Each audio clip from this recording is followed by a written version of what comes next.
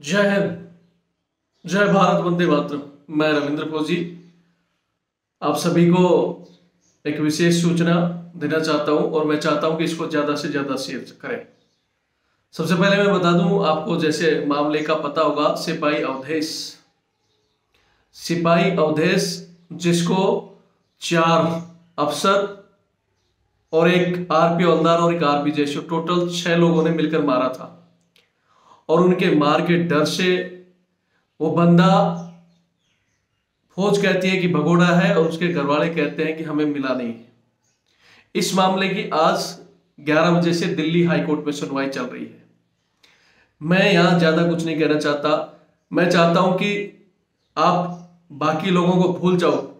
आप चाहते हो कि उन अफसरों को सख्त से सख्त सजा दी जाए, तो इस वीडियो को ज्यादा से ज्यादा वायरल करें ताकि दिल्ली हाई कोर्ट के फैसला सुनाने वाले जज के पास ये चीजें पहुंचे कि साहब ये सरासर अन्याय है। अगर इस तरह जवानों के साथ मारपीट की जाएगी तो कौन अपने बच्चों को फौज में भेजेगा। जवानों की क्या इस देश में कोई इज्जत नहीं है। अभी कुछ समय पहले आपने देखा होगा, राहुल गांधी जी वहां जाते जाते थोड़ा सा गिर गए थे, तो ये पूरी मीडिया चिल्लाने लग गई थी कि देखो साहब, राहुल गांधी जी गिर गए, राहुल गांधी जी गिर गए। यहां एक सैनिक को बेरहमी से मारा गया, उसकी तस्वीर मैंने, आप इसी चैनल पर रविंद्र फौजी एक्स आर्मी RTF पर जाकर देख सकते हो। 3-4 दिन पहले मैंने उसका वीडियो डाला था जिसमें उसको दिखाया गया कि किस तरह उस जवान को मारा गया, बेरहमी से जवान को मारा गया। आज डर से वो या तो कहीं फरार है या फिर वो मर गया, किसी को पता नहीं। लेकिन इस देश की भाड़ मीडिया ने नहीं दिखाया। यहां मैं हमारे जाट समाज को भी कहना चाहता हूं। आप लोगों ने, अभी मैंने एक को देखा था कि ताऊ देवीलाल जी के किसके पोते हैं, मैंने उनका अच्छी तरह जिक्र नहीं सुना, लेकिन उनके साथ वहां पुलिस ने अव्यवस्था की है, जिसमें भी मैं देख रहा हूं कि मीडिया में भारी बवाल है कि साहब हमारे उनके पोते को मारा गया। कभी तो आता है कि इंदिरा जी के पोते को मारा गया, कभी किसी के पोते को मारा गया, कभी किसी के पड़पोते को मारा गया, कभी बोलते हैं अंबेडकर जी के पोते को मारा गया। यहां ये किसी का पोता नहीं है क्या? ये हमारा जवान क्या इस देश के लिए कोई मान्य नहीं रखता? मैं जाट समाज को कहना चाहता हूं कि आपके एक जवान को और उसकी रेजिमेंट में लोगों के सामने बुरी तरह मारा गया, वहां आपका समाज क्यों नहीं उसका साथ दे रहा? आज वो इकलौता बेटा है, उसकी माँ गरीब माँ है, और एक वकील साहब जो हमारे कहने पर, रिक्वेस्ट करने पर विदाउट फीस ये केस लड़ रहे हैं, उनको मैं धन्यवाद देना चाहता हूं। लेकिन मैं एक चीज उनको जरूर कहना चाहता हूं कि कहीं ना कहीं हमें सूचनाएं ऐसे प्राप्त हो रही हैं कि भाई यूनिट का और उनका कोई लिंक हो रहा है, केस को घुमा सकते हैं।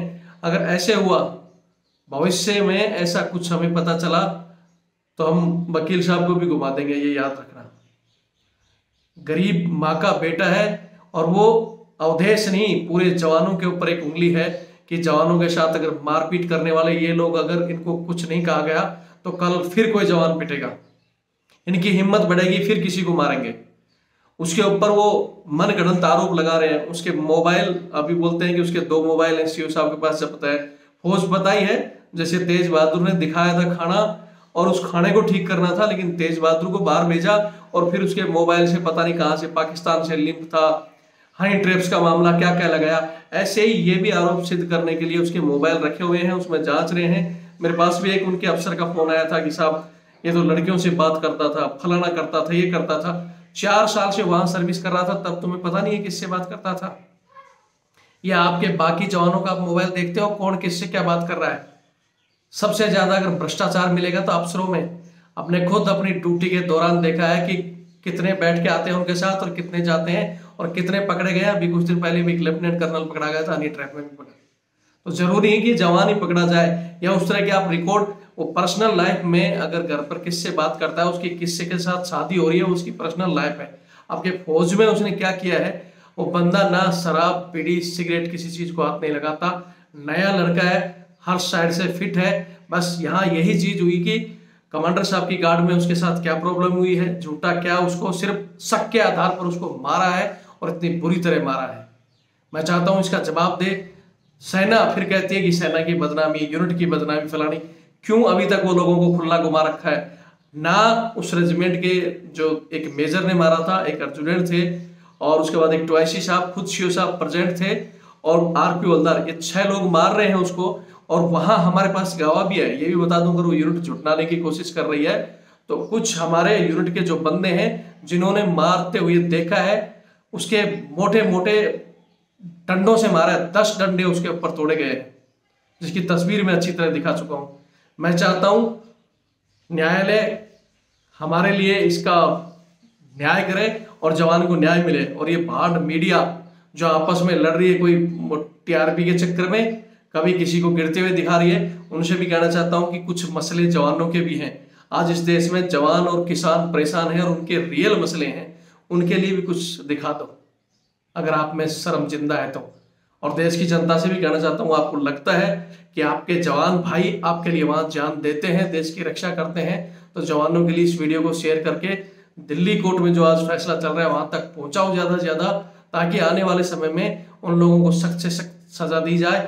यह नहीं सोचना कि अवधेश या फौज में आपका कोई नहीं है, आज फौज में हम हैं, कल हमारे बच्चे होंगे, कल हमारे भाई होंगे, हो सकता है कल आपका बच्चा, आपका भाई, कोई भी हो सकता है। अगर इन तानाशाहियों पर लगाम नहीं लगी तो ये ऐसे ही जवानों के साथ करते रहेंगे और करते आए हैं। अभी तक जवानों का ये शोषण कर रहे हैं, अंग्रेजों का जो कानून चल रहे हैं, ये सहायक प्रथा जिसमें जवानों से अपने घरेलू काम, झाड़ू पोछा, बर्तन, बूट पुलिस इस तरह करवा रहे हैं जैसे अंग्रेज समझते थे ना, वैसे अपने आप को ये अंग्रेज अफसर मानते हैं।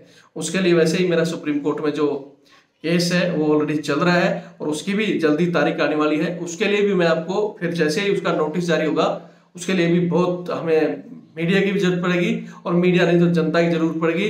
तो जनता ज्यादा से ज्यादा इस चैनल से जोड़ो।